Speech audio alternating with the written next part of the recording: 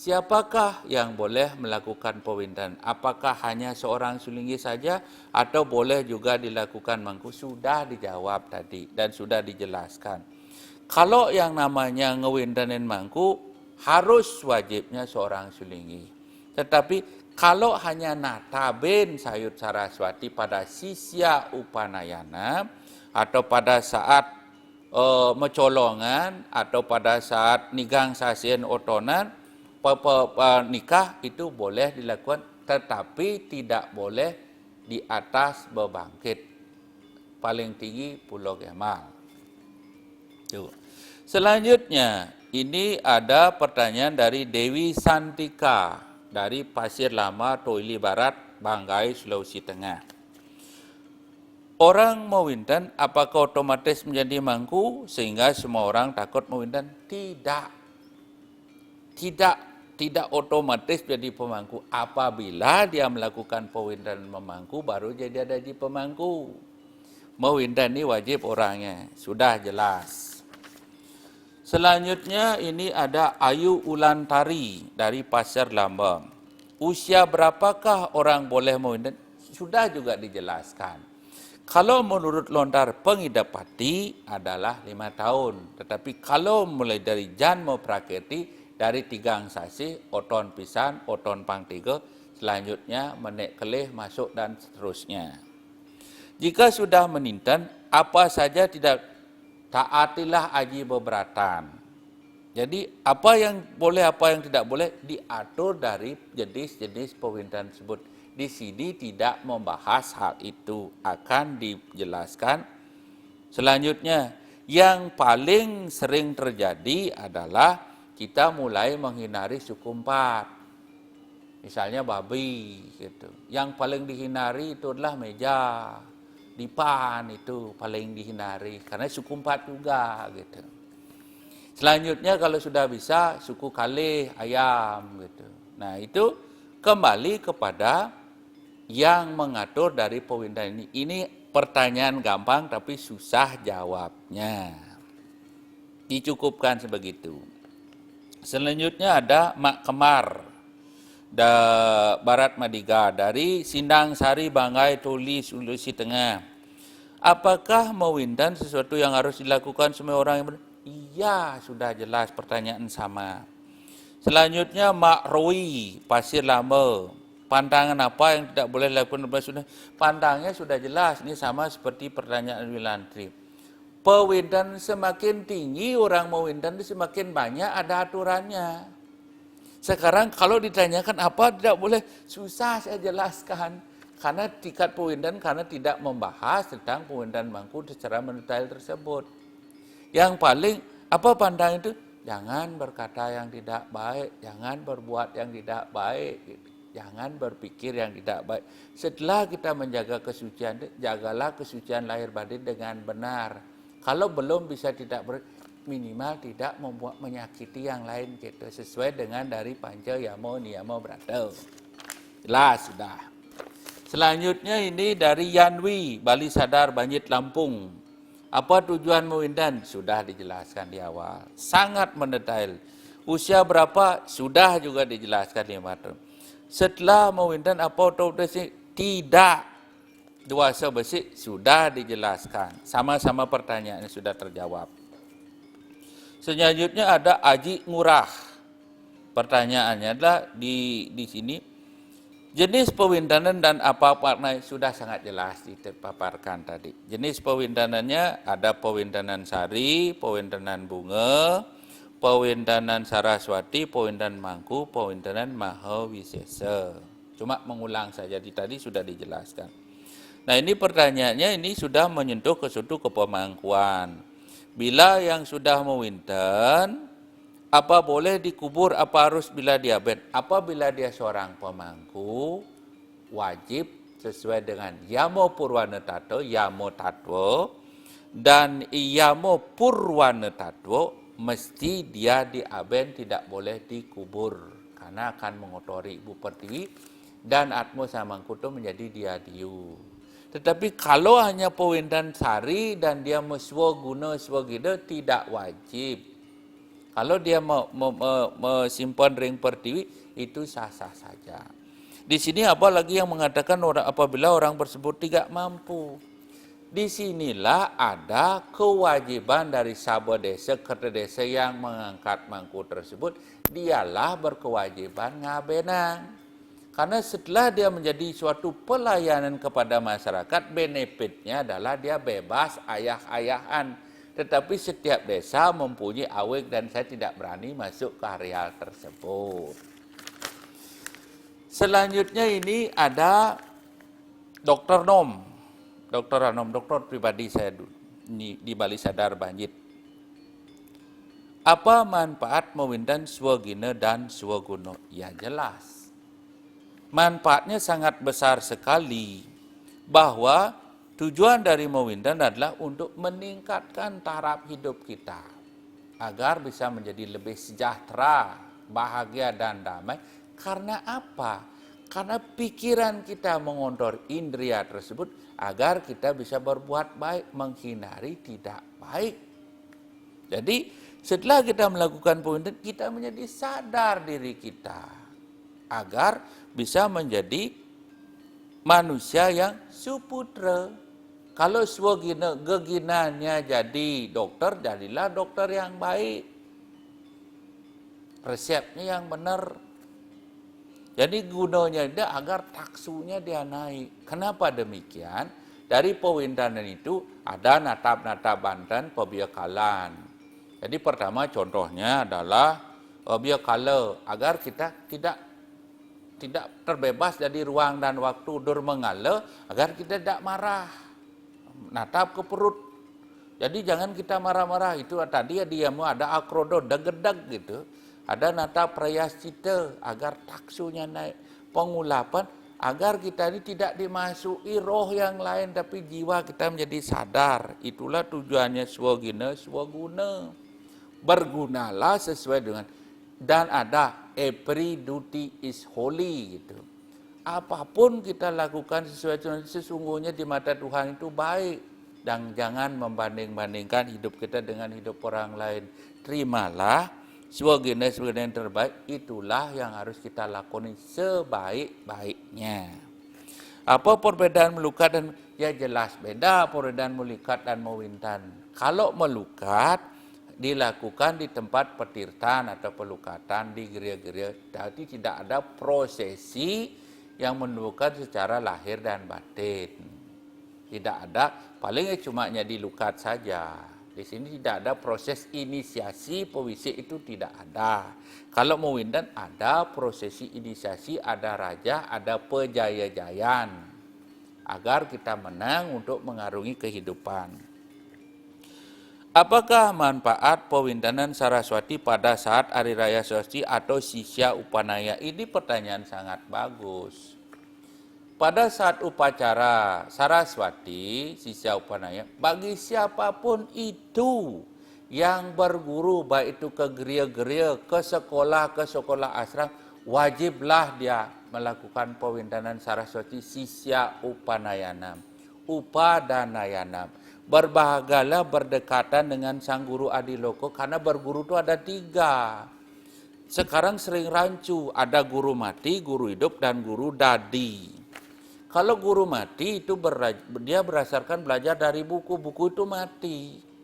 Guru hidup belajar pada guru Adiloko, ahli di bidang hal itu. Guru dadi adalah pengalaman. Contoh sekarang, misalnya kita belajar resep bikin masakan. Kalau dari buku aja, nanti masakannya nggak abdol kalau tidak dituntun oleh chef yang ahli dari masakan tersebut. Setelah guru dadi itu pengalamannya dia, pengalaman terbangnya misalnya masak itu berapa kali, ini akan yang menentukan. Sering sekali sekarang mengambil buku kitab suci, walaupun sama bernapaskan itu, diterjemahkan sendiri menjadi rancu, sebuah persi, gondok-gondok. Inilah sekarang menjadi medsos itu ribut sesuai dengan sudut persepsi sempit. Maaf, agak keluar dikit. Selanjutnya pertanyaan dari Nyoman Sudirga. Ini dari Lampung mana nggak tahu, ini ditulis oleh anak. Setelah mewindan, haruskah tidak boleh ke tempat orang mati atau makan itu? Apa dia tidak mati gitu? Setelah mewindan, tergantung ini, kalau pemangku desa, kayangan memang tidak wajibkan ke orang mati karena dia bebas ayah-ayahan. Kalau keluarganya dia mati, boleh dia ke tempat mati, tapi jangan di Balai Dajo yang atau di Merajan. Dan dia udangnya jangan dipakai udang mangku, pakailah udang batik dan dia di sana. Dia baru tidak boleh di tempat orang mati dan makan karena sesuai dengan haji beberataannya. Kalau sekedar mewindan sari, mewindan bungo, swogino dan powindan mau seso, boleh, itu tidak ada mengatur begitu. Ini ingat. Nah, ini ada Mang Kualit dari Bari Sadar. Berapa jenis pewindanan dan jelaskan? Sudah dijelaskan, sudah sangat gamblang. Ini ada Mamak Tudi. Mamak Tudi. Apa pandangan menjaga kesucian pewindanan? Pandangan menjaga kesucian itu adalah cukup dikaya parisuda, berpikir yang baik, berkata yang baik. Karena dari berpikir yang baik bisa berkata yang baik. Dengan berkata yang baik bisa berbuat yang baik. Intinya susila yang dipikirkan, jangan aturannya itu menjadi momok menakutkan. Bila orang melanggar setelah melakukan dari haji beberatan tersebut, apa yang harus dilakukan? Mesepuh sesuai dengan tingkatan dari kepemangkuan atau pewindanan dia. Istilah mesepuh itu disangih, diasah lagi dengan upacara penyucian yang bersifat sederhana. Bukan harga mati, segala permasalahan ada jalan keluarnya. Dan ini juga pertanyaan, termasuk pandangan makan di setre, orang meninggal, pernikahan 3 bulanan ke pus-pusar. Bagi orang pemangku, kalau pemangku desa ya jelas, di haji beberataannya dia tidak boleh. Kalau belum upacara misalnya kematian, kalau belum namanya ngaskar, dia tidak boleh minta. Ada aturan yang mendetail mengatur seperti itu. Kalau memang kita orang biasa, semua orang akan kena kecemeran. Kalau misalnya contoh begini, kita ke orang mati, kalau kita orang cemir, kentong ya ragu kutukade gitu loh. Kan nggak benar itu. Buang aja diri, karena kita nggak kecemaran itu tidak ada. Kecemaran itu, kekotoran hanya ada di pikiran. Tolong. Asuciro pisaro kamo gato piwa cintaya dewa misanam. Sabahyo bianat suci atau tidak suci hanya pikiran yang dulu. Maka bagi orang walaka tidak harus strik itu, inilah orang menjadi momok takut untuk mewindan. Kalau seorang pemangku itu untuk menjaga kesuciannya wajar. Kenapa demikian? Karena kesucian tempat suci otomatis bersih. Orang bersih belum tentu suci. Tetapi yang dikedepankan dengan mewindan adalah susila, beritikalah yang benar, berbuatlah yang baik. Dan terakhir, ini pertanyaan Kadek Sumare. Dari usia berapa upacara melakukan? Sudah dijelaskan. Apakah wajib umat Hindu mewindan? Jelas, harus, wajib. Apakah saja larangannya? Tidak berani saya menjelaskan larang terlalu baik karena sekupnya kan lama panjang. Haji beberatan itu menurut dresa juga beda-beda dan sastranya banyak sekali.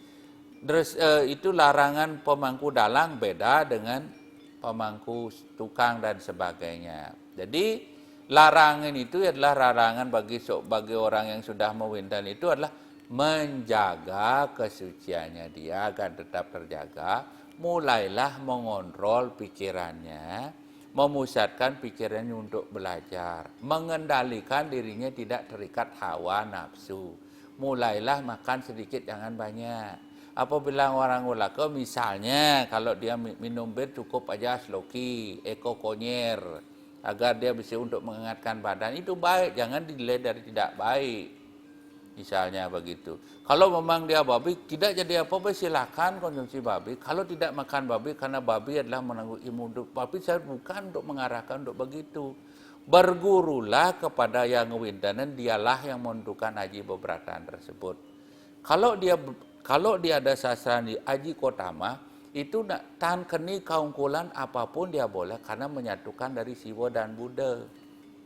Nah kalau memang begini kan terus tidak akan habis cerita ini. Nah demikianlah. Ini ada satu pertanyaan dari kru Bali TV. Seorang pemangku ini kena kasus ring panca niamo brata namanya Apramada. Apramada inilah kasus yang viral sekarang. Seorang pemangku itu dilecehkan, dihujat, dicemooh dan dicaci. Sampai dia mengaturkan seolah-olah dia merasa kotor. Sampai dia mengaturkan bantan banyak untuk mengguru piduka. Ini bagaimana pandangan saya pribadi? Pandangan saya pribadi bahwa di Panca Niamo Brata itu adalah akroda, guru susrusa, sauce, hahara legawa. Yang terakhirnya adalah apramada. Apramada di sini itu walaupun salah atau tidak benar, seorang walako itu tidak boleh mencaci maki seorang pemangku. Karena pemangku itu disucikan, kalaupun tidak saja itu harus melapor kepada guru nabenya. Guru nabenya yang ngewintanin tersebut akan memberikan ada sebuah reprimen. Reprimen 1, reprimen 2, reprimen 3 tergantung dari tingkat kesalahan. Dari tingkat kesalahan tersebut akan ditilik lagi. Apakah dia akan mesepuh lagi atau dia metirte gemana, marga gemana. Dia melakukan kesucian-kesucian agar pemangku tersebut suci. Kalau berbicara mangku tersebut benar salah itu, nanti ada namanya peraram ring sabo desa kerta desa. Pemangku itu dengan karena berbicara masalah adat tidak bisa diintervensi oleh dinas. Keputusan pemangku tersebut ada di peraram Banjar. Jadi semuanya melalui voting dan dia tidak bisa langsung ujuk-ujuk dihujat salah dan benar. Kalau dia melakukan bantan guru bendu piduka karena merasa dia berikan sebagai suatu permintaan maaf, karena berbicara bantan guru bendu piduka adalah pengaksama, permohonan maaf skala niskala. Karena ada di wacana mantranya seperti ini. Contohnya, Pakulun paduka Bathara Sakti malingi ring paraya. Yang kau Bathara yang bersana di tempat ini, dengan ini hamba mengaturan pemahayu, angaturakan pengaksama menawi wenten kaiwang-kaiwangan, ada kesalahan-kesalahan sada sawut campur, baik itu sengaja tidak sengaja gitu. Jadi kalau memang niatnya dia minta maaf kepada, kalau mungkin dia bersalah sebagai klarifikasi, itu bagian dari titik marga gemana. Tapi kalau pemangku hal tersebut itu sekarang inilah terjadi karena ada medsos. Jadi umat ini apramada ini jaga. Karena setiap orang pun tidak tahu dia akan berbuat benar dan salah. Dan sekarang marilah kita bina pemangku itu. Maka dari itu pewindanan mesakapan widi tidak boleh dilakukan. Karena harus ada kontrol sosial yang jelas.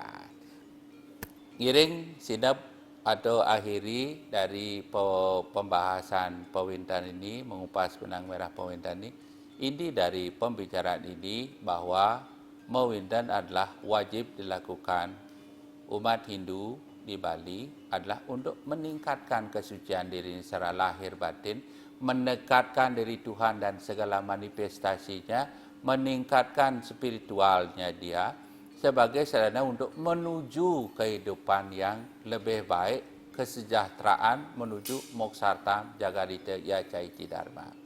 Itulah tujuan kita membahas masalah pewintan ini. Untuk itu, dari si Bagawan Semerti mohon pamit, mohon maaf apabila ada dari keterangan-keterangan tersebut ada suatu salah-salah kata. Semoga Ida Sang Hyang Widiwasa memberkati kita semua. Mari kita berdoa. Om Awiswani Amarta Sawagani Nama. Om Sama Saloka Sukinah Bawantu. Om Santi Santi Santi Om. Semoga keberuntungan menghampiri kita semua, memberi kebahagiaan. Semoga semua makhluk dalam keadaan berbahagia, berkecukupan, damai, sejahtera, dan kita semua damai di hati, damai di jiwa, damai di dunia, damai selalu, damai selamanya. Om.